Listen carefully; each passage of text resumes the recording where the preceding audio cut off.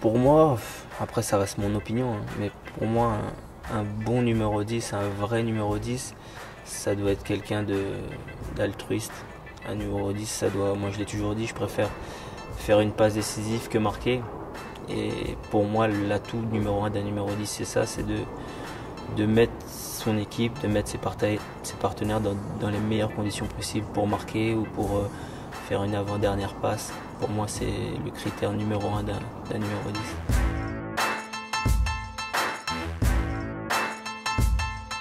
Un numéro 10, généralement, les actions doivent normalement passer par lui, entre la liaison entre le milieu de terrain et les attaquants.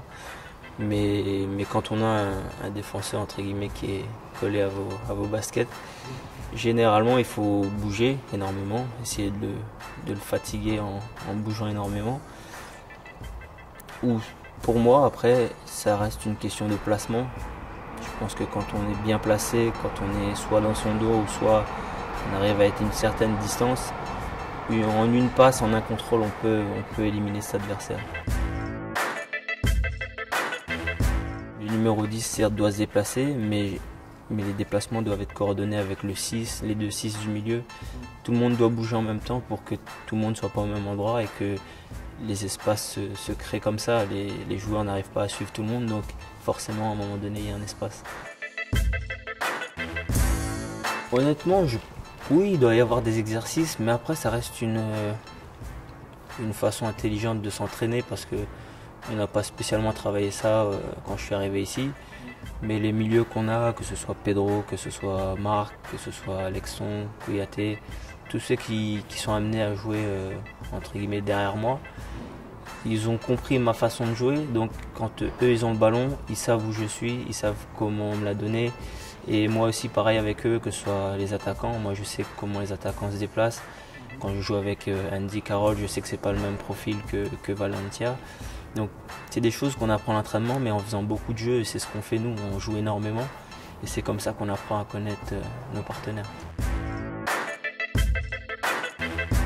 Mais ça, en étant entre guillemets jeune, en centre de formation, c'est vrai que c'était une de mes qualités premières, c'est-à-dire le 1 contre 1, pouvoir éliminer un défenseur. Donc c'est quelque chose que j'avais au début et que j'ai maintenu et que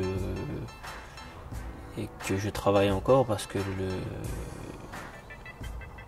le point fort d'un attaquant, c'est que ton défenseur ne puisse pas s'adapter à ne pas faire toujours la même chose pour pas que tu sois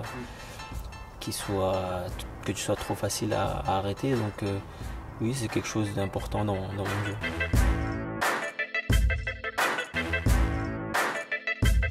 C'est la variété, mais c'est aussi la vitesse parce que je l'ai dit tout à l'heure, le rythme ici est intense et ça se referme vite, donc on a souvent une petite porte pour faire un geste technique ou une passe ou un dribble. Donc il faut le faire avec de l'intensité, et c'est là qu'on a plus de chances de le réussir.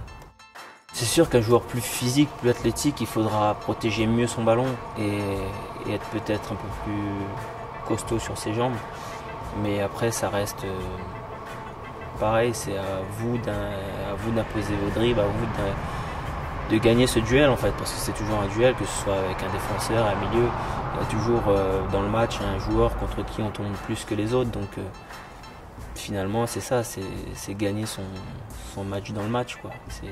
C'est comme ça.